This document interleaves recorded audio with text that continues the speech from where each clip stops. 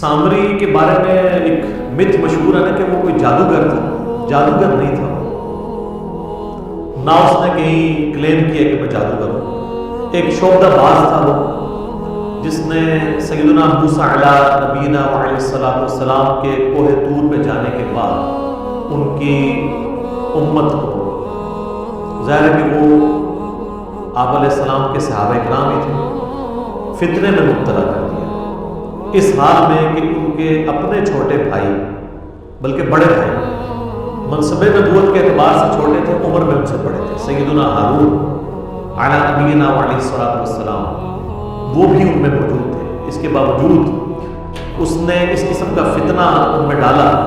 کہ وہ قوم بنی اسرائیل جو ہے وہ اس فتنے کے اندر مبتلا ہو گئی.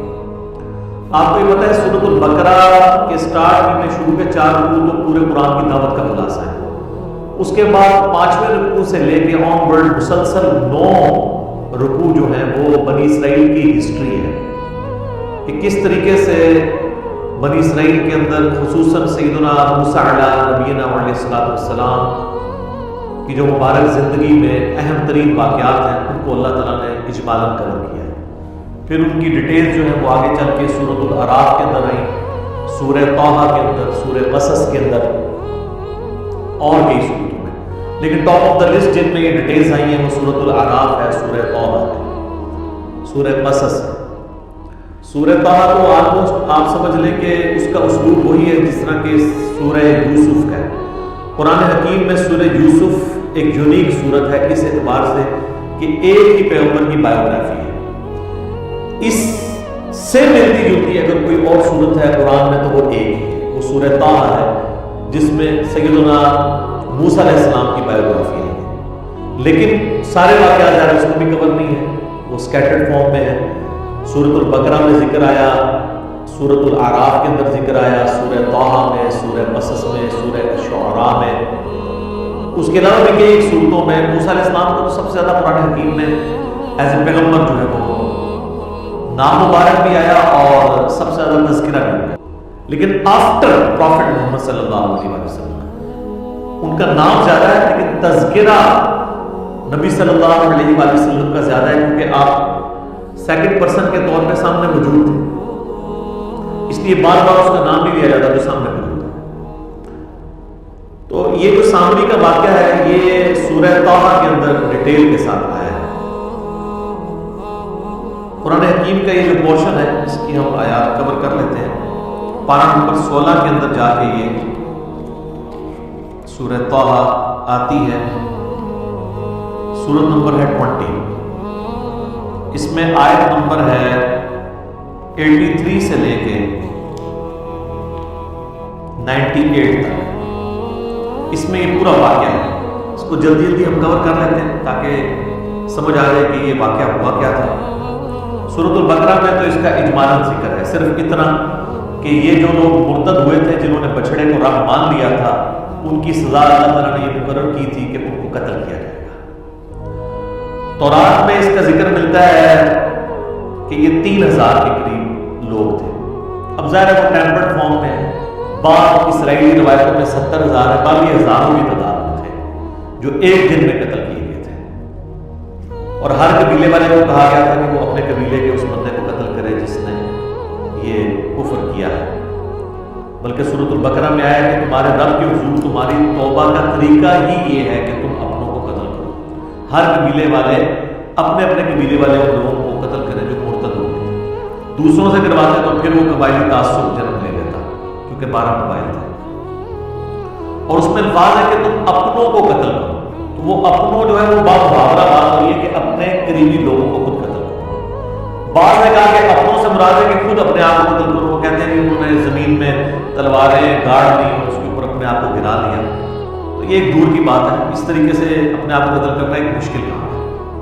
تو وہ اپنوں کو قتل کرو مراد ہے کہ اپنے قبیلے کے لوگوں کو قتل کرو. تو یہ قتل مرتد کی سزا تھی اور اس میں الفاظ ہے سورۃ البقرہ میں کہ یہ تمہارے رب کے حضور تمہاری توبہ کا ذریعہ. باقی ڈیٹیل واقعہ کہ یہ کیوں ہوا سورۃ الاعراف میں بھی ذکر آیا کہ جس شان کے ساتھ سورہ طٰہٰ میں آیا ہے اور کسی صورت میں نہیں. آیت نمبر 83 سے اعوذ باللہ من الشیطان الرجیم وما اعجلک عن قومک یا موسیٰ، اے موسیٰ تجھے کس چیز نے اجرت میں ڈالا کہ تو اپنی قوم کو چھوڑ کر میرے پاس آ گیا؟ اس میں بھی آگے آئے گا، سورۃ الاعراف میں بھی آئے گا، اللہ تعالیٰ نے ان سے وعدہ کیا تھا 30 دن کا کوہ طور پہ ملاقات تھا، یعنی ان کی آپ سمجھ لیں وہاں پہ پوری ٹریننگ ہونی تھی۔ اور یہ واقعہ ہے جب وہ بنی اسرائیل کو لے کر نکلے ہیں اور وہ سمندری جھیل عبور کی ہے، وہ کئی ایک جھیلیں تھیں جن کو اب جوڑ کے نہر سوئز بنا دی گئی،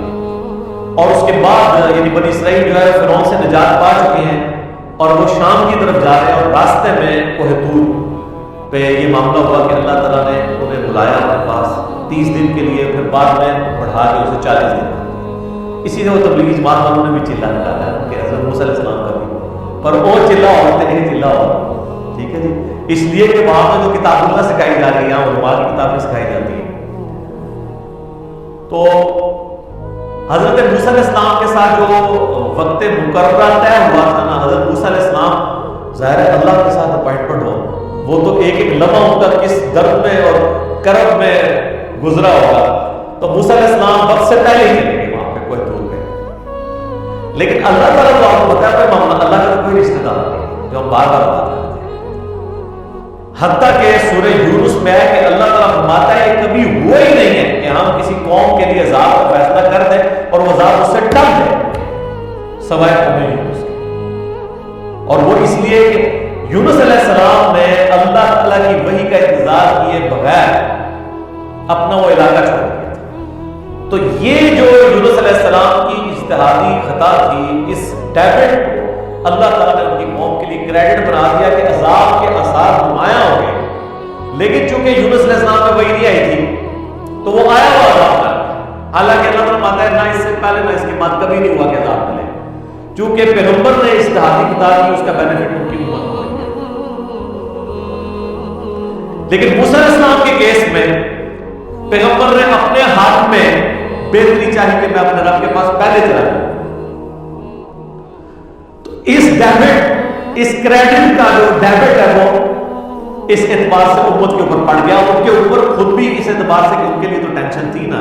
کہ ان کی قوم گمراہ ہوئی ہے۔ تو یہ وہ الفاظ ہیں وَمَا أَعْجَلَكَ عَنْ قَوْمِكَ يَا مُوسَىٰ، اے موسیٰ تجھے کس چیز نے اجرت میں ڈال دیا تیری قوم کے بارے میں؟ قَالَ هُمْ أُولَٰئِكَ عَلَىٰ أَثَرِي وَأَعْجِلْتُ إِلَيْكَ رَبِّي لِتَرْضَىٰ، انہوں نے کہا کہ اے اللہ میری قوم میرے پیچھے نقش قدم پہ چلتی آ رہی ہے، وہ بھی میرے تک آ پہنچے گی، اور میں نے یہ جو اجرت اختیار کی تو اے میرے رب تیری رضا چاہتا ہوں، میں تو جلدی تیرے پاس آنا چاہتا ہوں۔ اور آپ کو پتہ ہے اسی موقع پہ یہاں تو نہیں ہے سورۃ الاعراف میں کہ انہوں نے اللہ تعالیٰ کی زیارت کی بھی تمنا کر دی تھی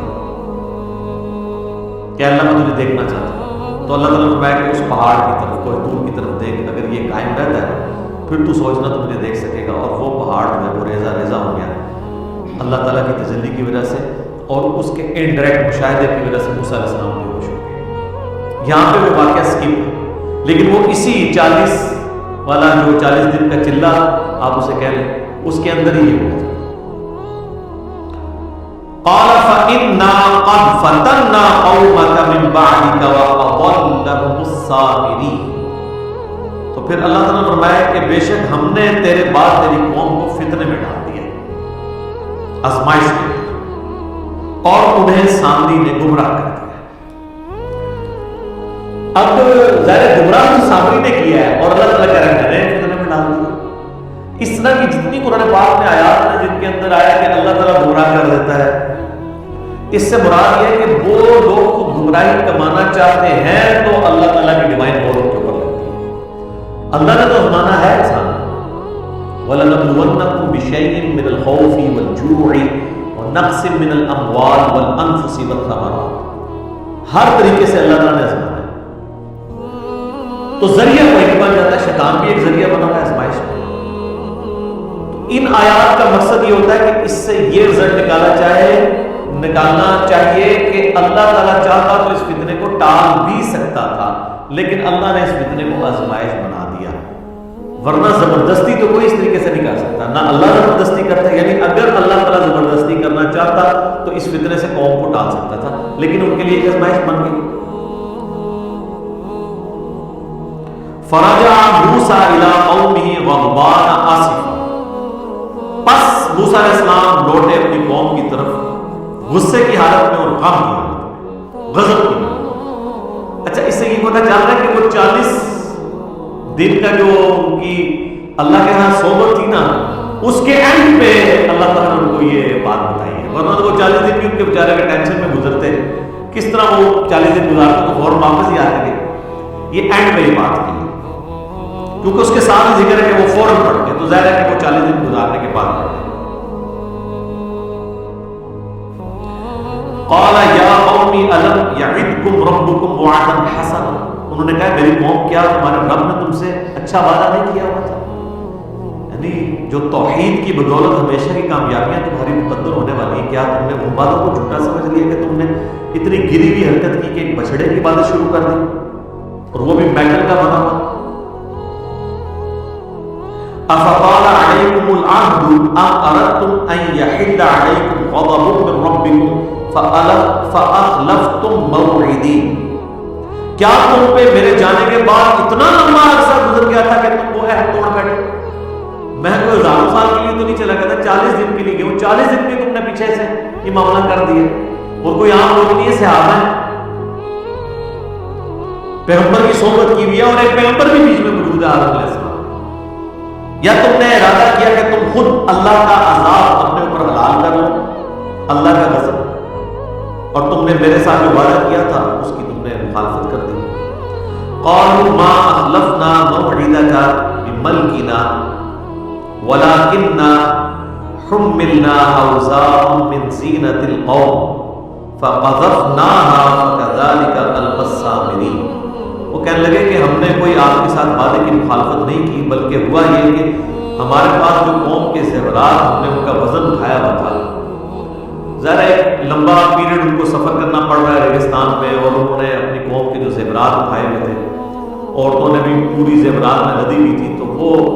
انہوں نے ارادہ کیا ہوگا کہ اسے ایک جگہ جمع کر دیا جائے تاکہ ایک ہی اونٹ پہ اسے رکھا جائے اور پگھلا کے اسے جمع کر کے ایک جگہ کمبائنڈ فارم میں آ جائے، اور بعد میں جس کا جتنا سونا اور چاندی ہے اتنا اسے توڑ کے دے دیا جائے گا۔ تو انہوں نے کہا ہم نے یہ جمع کیا اور وہ سامری کے پاس ڈال دیا، تو اس نے سامری نے پھر کام ڈال دیا اس کے ساتھ،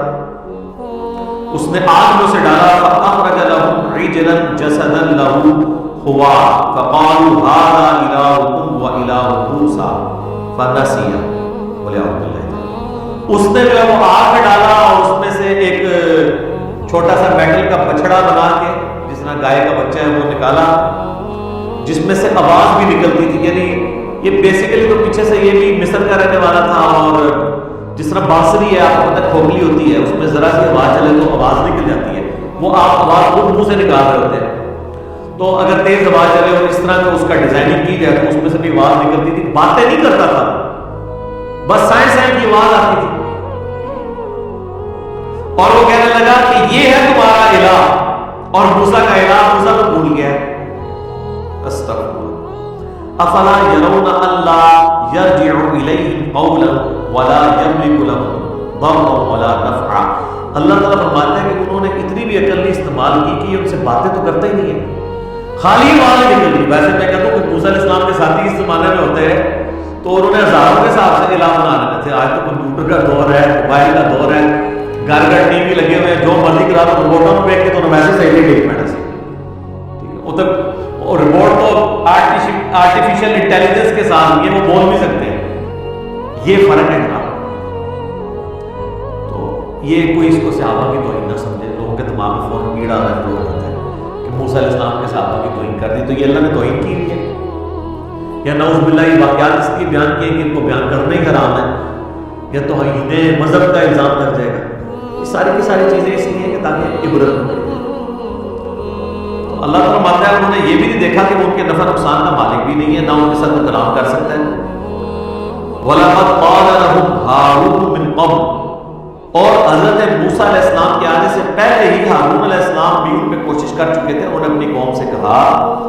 یا قوم انما فتنتم بہ، اے میری قوم اللہ نے تمہیں اس کے ذریعے آزمایا ہے۔ اب اس میں چیز بھی کوئی ایسی نہیں تھی لیکن بس وہ آزمائش میں پڑ گئے۔ وَإِنَّ رَبَّكُمُ الرَّحْمَنُ فَاتَّبِعُونِي وَأَطِيعُوا أَمْرِي، تمہارا رب تو وہ رحمان ہے، بس میری اتباع کرو اور میرے حکم کی جو ہے وہ میرے تابع فرمان مان جاؤ۔ تو ہارون علیہ السلام کی بات انہوں نے نہیں سنی، یعنی ہارون علیہ السلام کو تو پتا تھا کہ یہ آزمائش ہے، لیکن دو گروہ بن گئے، دو پارٹنر بن گئے۔ قالوا لن نبرح علیہ عاکفین حتی یرجع الینا موسیٰ، انہوں نے کہا کہ ہم اس وقت تک اس بت پہ، اس بچڑے کے اوپر اعتکاف کر کے دھیان رکھ کے بیٹھے رہے گے یہاں تک کہ موسیٰ علیہ السلام آ کے ہمیں خود نہ مارے۔ جیسے یہاں بھی لوگ کہتے ہیں یار داڑھی رکھو، چھوٹی چھوٹی داڑھی رکھو،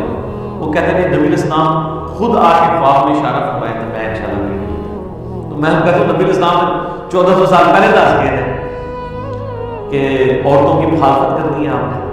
کم از کم اتنی داڑھی رکھیں کہ یہ شیو آپ ختم ہو جائے تو آپ اس گناہ سے آزاد ہیں۔ تو کہتے ہیں کہ موسیٰ علیہ السلام آئیں گے وہ ہمیں کہیں تو قال یا ہارون ما منعک اذ رأیتم ضلوا، اب موسیٰ علیہ السلام کا تو پتا ہے اگر غصہ جلال انہوں نے کہا پہلے تو میں اپنے قرآن پوچھا کہ میں تیری ڈیوٹی لا کے گیا تو بھی کیتا ہے، اے ہارون تو نے کس چیز نے منع کیا کہ تو اپنی قوم کو اس طرح گمراہ ہوتے ہوئے دیکھتا رہا، اللہ تتبعن کہ تو میرے پیچھے ہی آیا تھا مجھے بتانے کے لیے کہ تھوڑے ساتھیوں نے پیچھے کام پاتا ہے،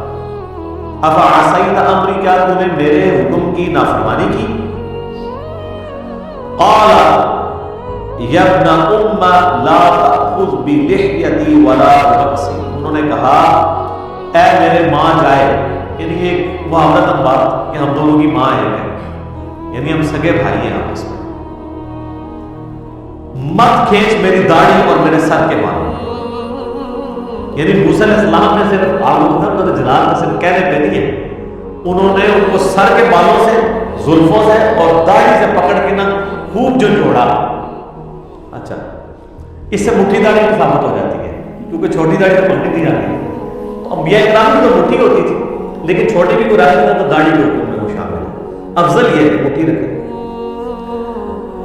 تو اے میرے بھائی میری داڑھی اور سر کے بالوں کو چھوڑ دے، انی خشیت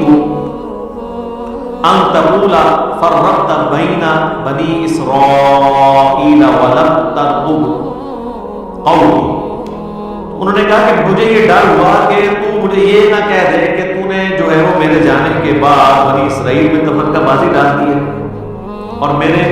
جو تمہارے ذمہ میں ڈیوٹی کر کے گیا تھا تم نے وہ ڈیوٹی نہیں پوری کی، ان کو یہ بھی خطرہ تھا کہ میں اگر نکل جاتا ہوں پیچھے حالات مزید نہ خراب ہو جائے، تو میری موجودگی سے کم از کم میرے حامی جو ہیں وہ تو ایٹ لیسٹ اس کام سے رکے رہیں گے نا۔ تو موسیٰ علیہ السلام یہ اجتہاد کر رہے تھے کہ تمہیں مجھے آگے بتانا چاہیے تھا، ان کا اجتہاد یہ تھا کہ میں نکل جاتا آپ کو بتاتا پیچھے سے کام خراب ہو جاتا تو آپ نے پھر مجھے کہنا تھا کہ تم سے نکل کیوں آیا، تو وہ تھی میں آ ہی جانا تھا، 40 دن راستے گیا تھا۔ تو اچھا اس سے یہ بات پتہ چلی کہ اجتہادی معاملات میں پیغمبروں میں بھی اختلاف ہو سکتے ہیں، یہ اجتہاد ہوتا ہے جس میں آپ دو رائے رکھ سکتے ہیں۔ قال فما خطبك یا سامری، اب موسیٰ علیہ السلام جو ہے نا اصل مجرم کی طرف ہوئے کہ ہاں بھی سامری تو سنا بھی تو ایک کام پایا۔ قال بصرت بما لم يبصروا به فقبضت قبضة من اثر الرسول، وہ کہنے لگا کہ میں نے ایک ایسا منظر دیکھ لیا تھا جو باقی لوگوں نے نہیں دیکھا، کہ میں نے جو رسول فرشتہ یا موسیٰ علیہ السلام خود ہی جا رہے تھے، شاید جبریل علیہ السلام ساتھ ہوں، یہ اس کی سٹوری ہے۔ اس پہ بھی اب علماء کا اختلاف ہے، کئی علماء کا موقف یہ ہے کہ یہ اس نے ایک فردی سٹوری بتائی ہے اپنے اس کو چھپانے کے لیے، کیونکہ جو آواز نکل رہی تھی وہ تو ہوا سے نکل جاتی ہے، یہ نہیں کہ اس سے بچو۔ بعض کہتے ہیں فزیکلی ہو سکتا ہے کہ اللہ تعالیٰ نے اس قوم کو فتنے میں ڈالنا تھا تو جبریل علیہ السلام کے گھوڑے کے جو جہاں پاؤں لگ رہے تھے وہاں کے اس نے کوئی مٹی اس میں سے اٹھا لی، فَنَبَذْتُهَا وَكَذَلِكَ سَوَّلَتْ لِي نَفْسِي، تو بس اس نے اس میں اس کو ڈال دیا۔ وہ کہتا ہے یہ میرے جی نے مجھے یہی پٹی پڑھائی تھی۔ قَالَ فَاذْهَبْ فَإِنَّ لَكَ فِي الْحَيَاةِ أَن تَقُولَ لَا قِصَاص، تو موسیٰ علیہ السلام نے اسے بددعا دی کہ نکل جا، دفع ہو جائے ادھر سے، اب پوری زندگی تیری سزا ہے کہ تو لوگوں سے یہ کہے کہ مجھے کوئی نہ چھوڑے۔ اس کو اللہ تعالیٰ نے ایک بیماری لگا دی، بعض کہتے ہیں جزام کی بیماری تھی اور ایسا جزام لگا، کوڑ کا مرض ہوا کہ اگر اس کو کوئی ہاتھ ٹچ کرتا تھا نا تو اس کو بھی تیز بخار ہوتا تھا، جو ہاتھ لگاتا تھا اس کو بھی تیز بخار،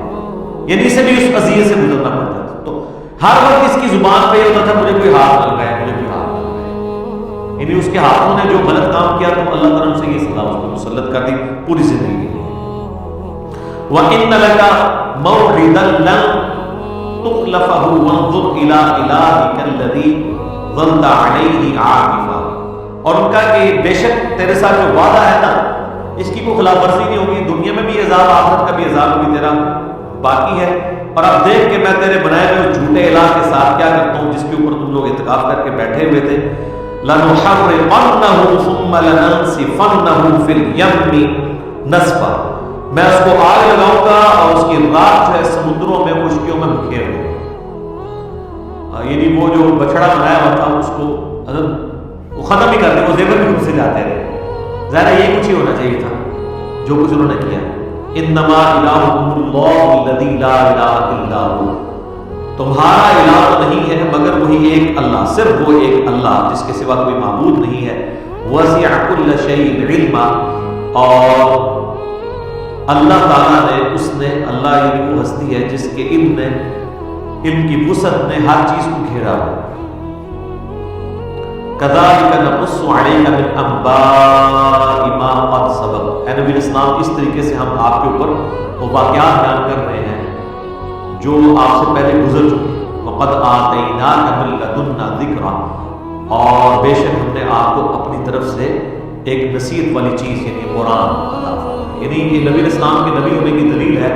کہ آپ علیہ السلام کی پیدائش سے 1400 سال پہلے کا یہ واقعہ ہے، حضرت موسیٰ علیہ السلام کا یہ جو پورا واقعہ ہے، اور وہ نبی الاسلام جنہوں نے کوئی دنیاوی تعلیم حاصل نہیں کی ہوئی، اس کے باوجود ان واقعات کو ٹائملیس ڈیٹیل تک ایکوریسی کے ساتھ بیان